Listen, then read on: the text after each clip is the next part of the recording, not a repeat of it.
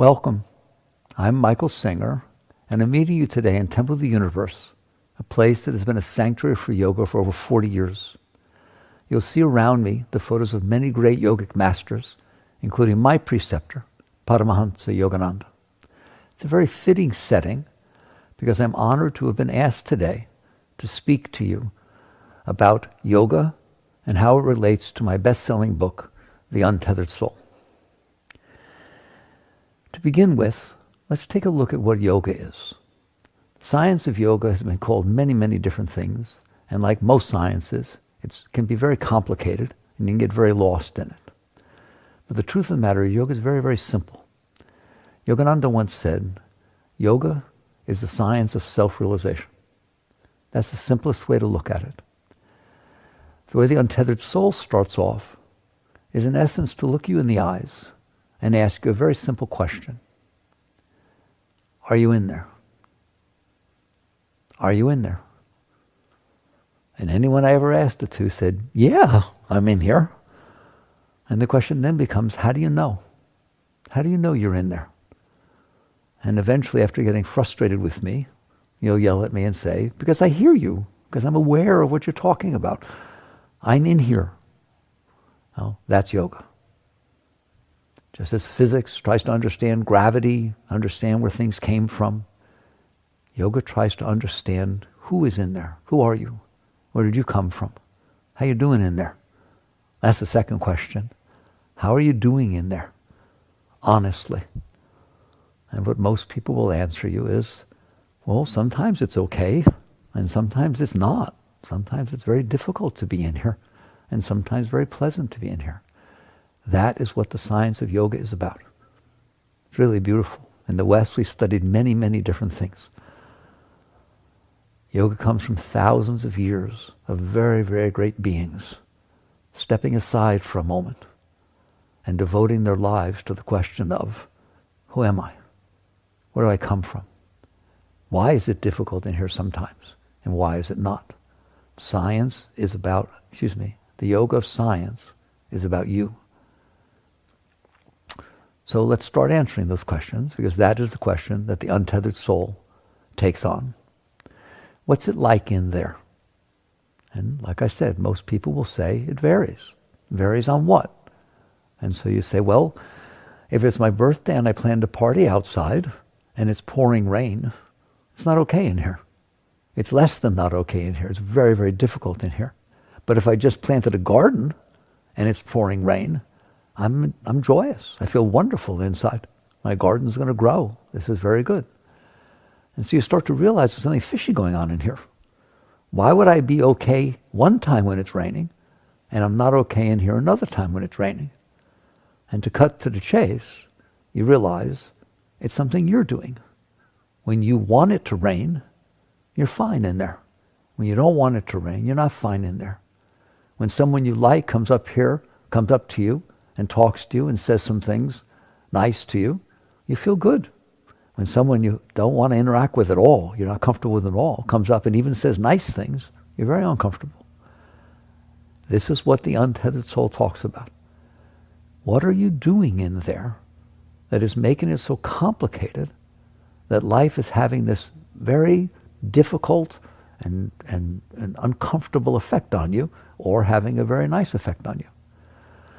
And eventually what you will see is that you have developed inside yourself concepts of like and dislike. They're not part of your genes. They're not part of anything you inherited. They're just experiences you've had over the course of your life that left impressions on you. In yoga we call them samskaras, which either felt good or didn't feel good. And you stored those inside your mind. And now when events take place outside, they hit that stuff, and either you feel comfortable or you feel uncomfortable. That's it. We could talk about it for days, and maybe it'd be good to, but that's the bottom line, is that you decided inside your mind what you like and what you don't like.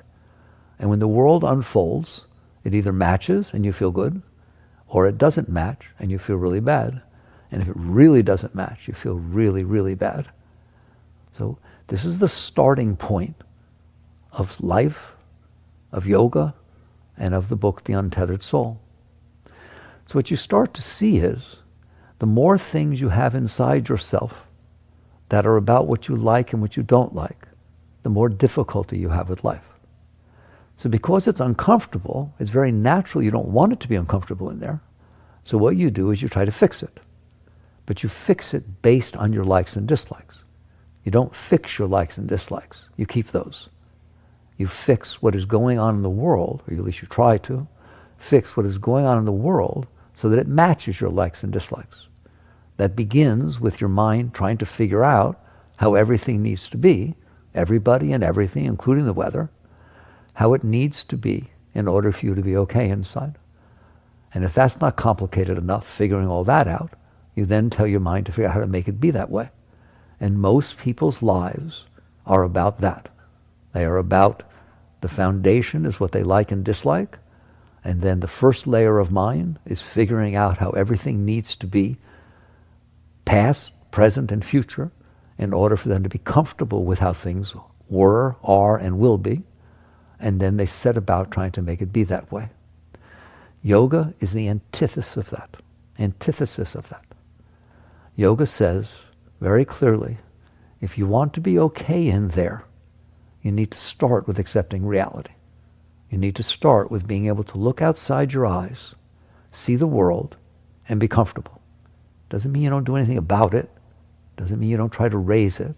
But your starting position is, I am in here, the world is out there, it is unfolding in accordance to science, in accordance to the will of God, however you want to look at it, but it is not unfolding in accordance to me. I am not the creator of the universe. It's been here for 13.8 billion years, and it created everything that's around me. If I pit what I like and what I dislike against the reality of the unfolding world, no wonder there's so much tension. No wonder there's so much disturbance, so much anxiety, and so much suffering. If, on the other hand, I learn to come to peace within myself and just be comfortable being in here, and then I look outside and I'm fascinated by, just honored to be experiencing the reality that's unfolding in front of me, all of a sudden life becomes beautiful. Life becomes peaceful. All of life can be an exciting experience of love and of expression and of passion and inspiration. But it's not going to be that way if the only way you're okay is if the world matches what you want and what you don't want. That is the foundation of yoga, and that is the foundation of the book, The Untethered Soul. That's the starting position.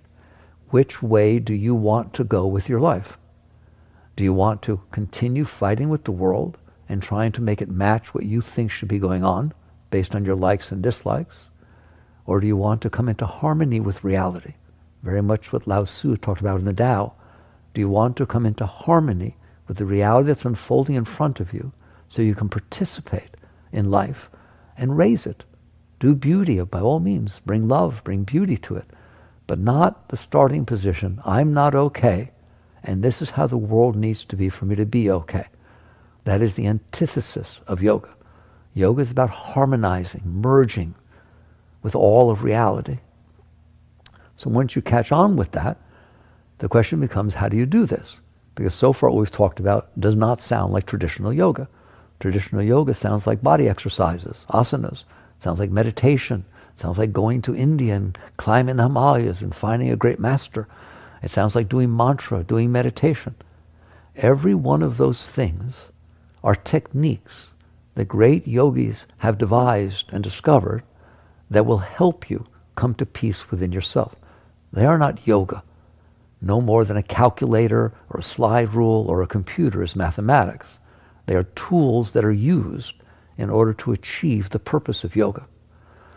So, looking more traditionally at the tools, so why would meditation work? What's meditation got to do with me who's in here and struggling with myself? Meditation is very, very simple in the simplest sense. The simplest meditation nowadays that's taught is 15 minutes in the morning, 15 at night. Sit down and watch your breath go in and out. Well, what's so holy about watching your breath go in and out? What's that got to do with yoga? If you are watching your breath go in and out, you are not watching your mind complain about what's going on. You're not letting your mind, you're not watching the mind that is participating in the game of what do I want, what do I not want, and how do I make it happen. You are instead focusing your awareness on the breath going in and out. Believe it or not, that will completely change your life. Why? For the very reason that you're not participating in the disturbed mind. The mind will always be disturbed if the foundation of the mind is, what do I want, what do I not want, and how do I make it happen? That is very disturbing because you have pitted yourself against the unfolding of reality in front of you. People actually are still disturbed about things that happened in the past. That's the one when I realized that I said, I'm moving out to the woods to get my head together. Like, the past already happened. You're not going to change the past.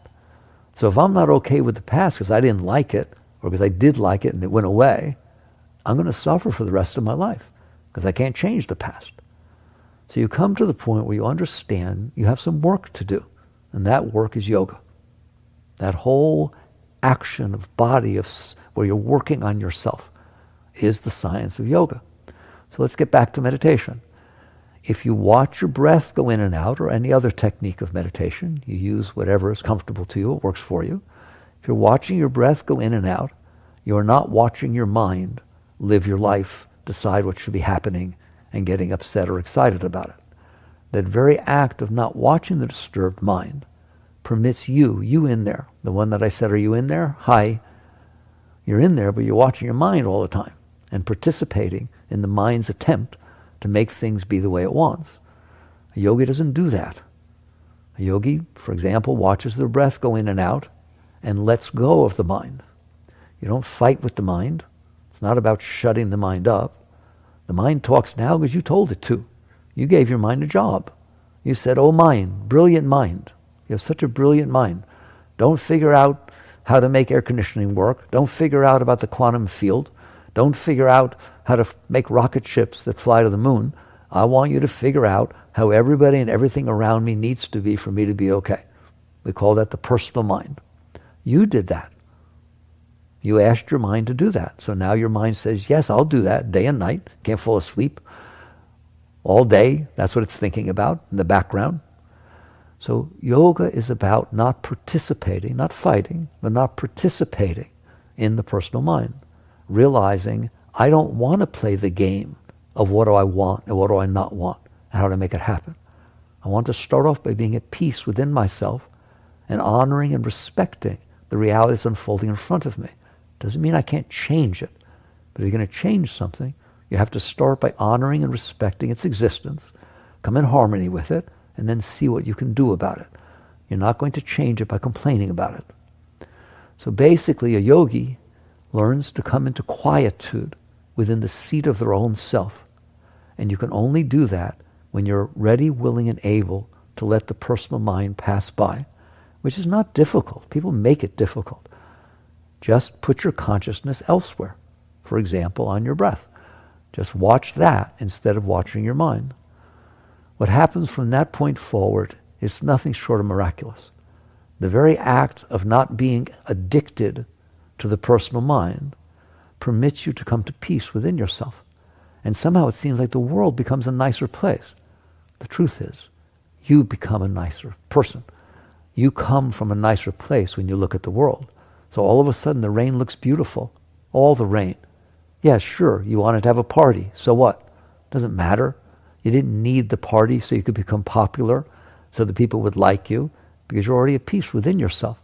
So therefore, if it rains on the party, you have fun getting wet, or you have fun running inside and doing something else. You don't complain. It's not a problem, because you're already okay. Yoga is about being okay inside. In the Bhagavad Gita, Krishna says to Arjuna, equanimity is yoga. Equanimity is yoga. What does that mean? It means you're at peace within yourself, regardless of what is going on outside. Again, it doesn't mean you don't interact with it. It doesn't mean you don't raise it, help it, change it. It means you start by accepting the past, because it's already over, and you then accept the reality that's unfolding in front of you so that you're quiet and clear enough to be able to interact with it, to do some good. So this is the essence of yoga. Yes, meditation is very, very helpful. If it helps you, meditate. Mantra, another thing. That's a foundation of yoga. Why? What's so great about mantra? If you teach your mind to say a word over and over again, name of God, I used to just say God, God, God, so I don't have to worry about what name I said. But it doesn't have to be God, whatever it is. If you teach your mind to say this habitually, over and over, then when your mind starts to say other things, you've given yourself, your consciousness, the choice of paying attention to the mantra or paying attention to all the disturbance that the mind is creating because it's not getting what it wants. So all of a sudden, somebody doesn't say hello to you. They walk by and don't say hello. You don't know why. You don't know if they didn't see you. You don't know anything. Well, your mind goes crazy. What did I do? What's wrong with them? Oh my God, maybe they're mad at me. Instead, God, God, God. That's yoga. So the power of meditation, the power of mantra, all of these techniques are about taking your consciousness off of the disturbed mind and putting it on something much calmer, much more steady. And what you will find if you learn to do that, eventually something very great will happen. You will find that the mind cannot distract your consciousness anymore. You don't have to fight with it. You just know it doesn't know what it's talking about. It's just left over. It's not helping you. You don't need that. Not your intellectual mind, your analytical mind. That's you using your mind to do math. You using your mind to logic something out. It is the mind that happens automatically because it's trying to solve the habitual question, how do I be okay? How do I get what I want? How do I avoid what I don't want? That's the mind. We call it the personal mind that yoga is all about. That yoga is about transcending that mind. So basically what happens when you learn not to pay attention to your mind, and that's the highest yoga. You have to fight with your mind. You have to fight with the world. You're in there. Are you comfortable being in there when the world is unfolding and your mind's trying to say something about it? You just relax. You relax behind it and lean away from the noise the mind is making. If you want to put your attention elsewhere, like for example, here's a great yogic technique. Eventually you will find that there is a pressure, a pull at the point between your eyebrows. As you grow, it gets stronger and stronger. It's a technique of yoga to just raise your eyes to the point between your eyebrows, and you will find that you grow tremendously, and tremendous peace comes over you. Well, why does that happen? Because you're not watching your mind. You're watching something other than your mind. You're watching the flow of energy come to the point between your eyebrows. We call the third eye. All the techniques of yoga are about transcending the personal mind, coming to peace with what's unfolding in front of you, and maintaining what we call becoming established in the seat of self, where you're in there being aware that you are aware, and you're aware that there is a mind that is reacting some to the world that is unfolding, but you're not participating in that. You are keeping yourself centered. Once that happens, some amazing things are going to happen, which most people are familiar with in the terms of yoga. Because you're not participating in your personal mind, eventually you'll start to realize that more and more of your awareness and consciousness remains centered within the seat of your being. Hope that doesn't sound like big words. It just means you're always aware that you're aware that you're aware. You're aware that the mind is talking, if it is. You're aware that the heart is feeling one thing or another. You're aware that the world is unfolding in front of you. You're not reacting to it. You're not participating in the mind's reaction. You're just aware that all this is going on. When you become comfortable sitting in that seat, you will start to realize that you become aware of the nature of your own being. That's yoga. You have a nature too. The mind has a nature. We talked about that. The world has a nature. It's always unfolding, expressing the laws of nature. Your heart has a nature. It expresses and reacts to the different things that are unfolding. Your human heart. Well, you also have a nature. The self, the Atman, soul. It has a nature, but you can't know it because you're busy watching the mind. If you're studying something else's nature, then that's what you're studying. If you're no longer studying the nature of the mind, the heart, or the world, your consciousness will naturally become aware of the nature of your own being. And that is something very, very great. You will realize that there's something going on inside of you that is more beautiful than anything you've ever experienced, ever, in your entire life. In fact, the source of any beauty you ever felt, any love you ever felt, was because the mind shut up for a minute and you opened and you were able to experience the greatness of your own being. That goes for love, that goes for joy, that goes for everything. All of it is coming from inside of you, but you can't experience it because you're experiencing the disturbances of mind and of heart. So as you start to experience the seat of your own self, all of a sudden you feel this tremendous energy flow wells up deep within you, not in front of you where you look at your mind or look at your heart or look out at the world, but back behind you, back behind where you sit inside. And it starts to pull you back into it. Now you start hearing the more traditional aspects of yoga. We call that energy flow Shakti. And eventually that word will become the most holy, sacred, beautiful word to you. It won't be something you study or read about. It will be more real to you than the beat of your heart, be more real to you than the noise of your mind or the world that's unfolding in front of you. It keeps rising up and pulling you into it. And its ecstasy, its joy, its beauty is so great that eventually you can't hold yourself back. Your meditations become spontaneous. They're not something you do. They're something that happened to you.